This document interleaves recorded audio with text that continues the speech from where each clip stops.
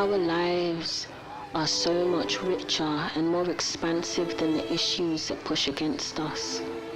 We have always been here, in this place where institutions and gatekeepers have tried to erase us.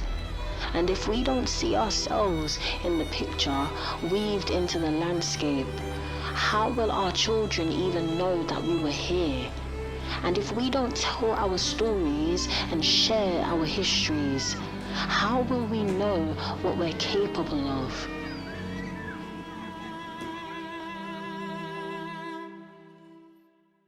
You who used to take the photos, them you and your wife, I or can't take them things. women can't take them things. You left it to your wife, so she will collect all of the memories. No, the children them have it. Most of them they take all it. Them take the photos. Yeah, they take the photo. Yeah. And you just sit on cool Course, and yeah. you there in the photo. Okay. Yeah. Who we were, who we became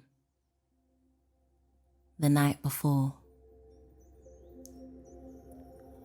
The sharp smell of cocoa tea flood the room, calling down a chorus of laughter at Mama's dinner table.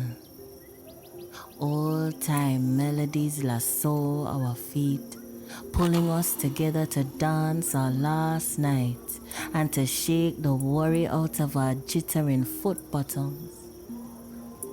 We were ready to flee after hearing the call leap from Queen Lizzie's mouth. Golden tickets flashed with our names as the war rippled through Madame Britannia. Her loud cry bawled and called us the heroes. We were the builders of a new world. The journey. Over 1,000 feet gather at the port. Some sitting cross-legged, some clutching on the corners of their luggage. The rising tide mourned with the wind as we say goodbye to full-eyed children and weeping mothers, tears wetting their cheeks, wondering when we would be reunited. Some of us came by flying, and some sailed on the wind. We sit cushioned between slick-pressed button-ups and dicky bows, hair greased and padded to high heavens. 500 Caribbean Army servicemen, hundreds of women and children, and dear old Lord Kitchener serenading our sea-worn legs with calypso tune. We who were suspended in the air began to descend, and boats riding the ocean docked. We were hungry for new life, hungry to discover the people we were destined to become. The arrival.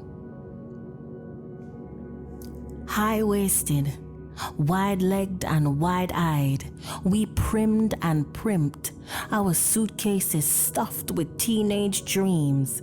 We flashed our golden tickets for our unborn children and maga belly relatives, sidestepped with a jankuna dancing us to safety.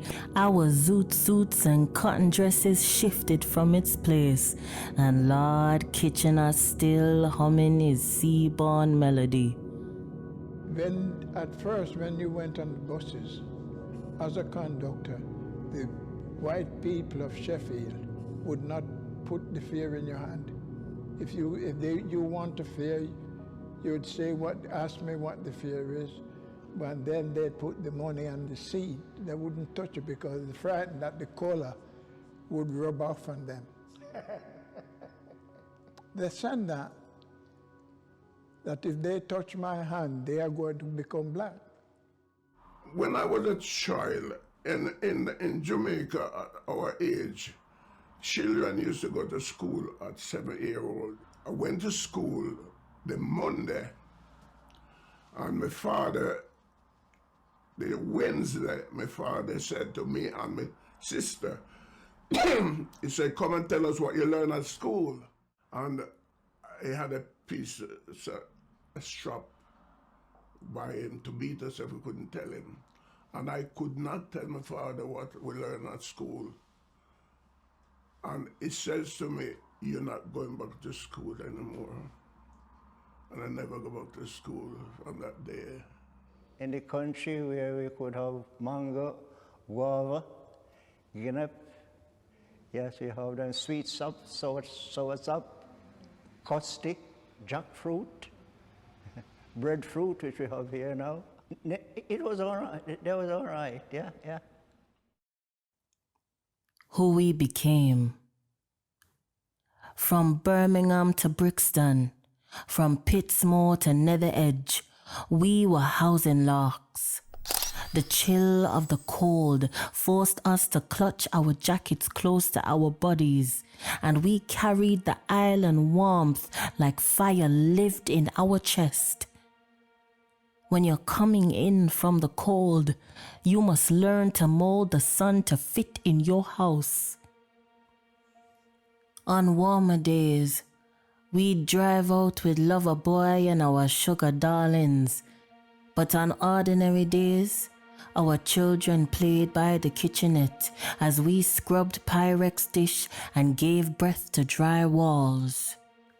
Our dreams grew, rooting themselves in the earth, building New England and sculpting it into a paradise.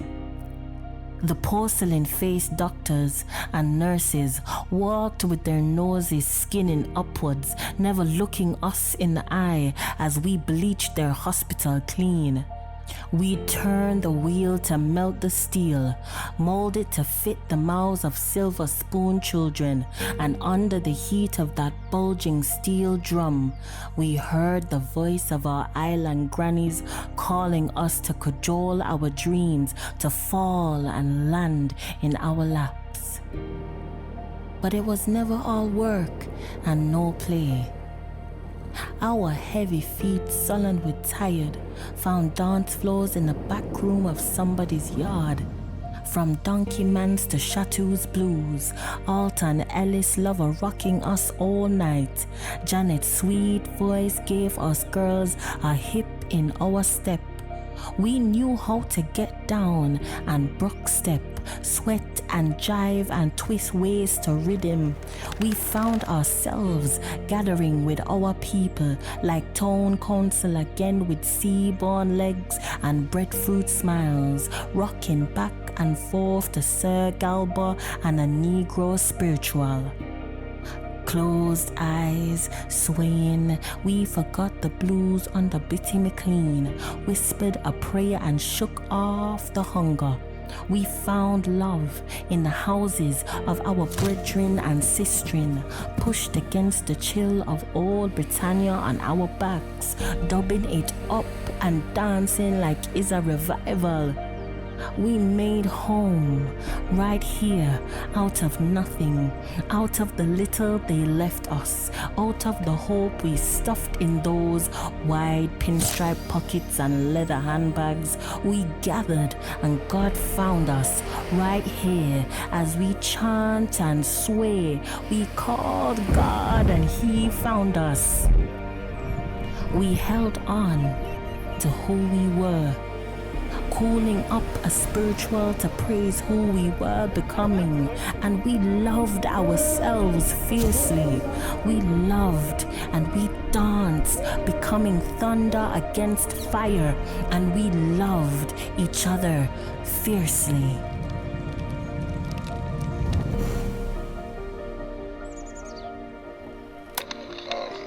89-year-old, and I'm still going strong.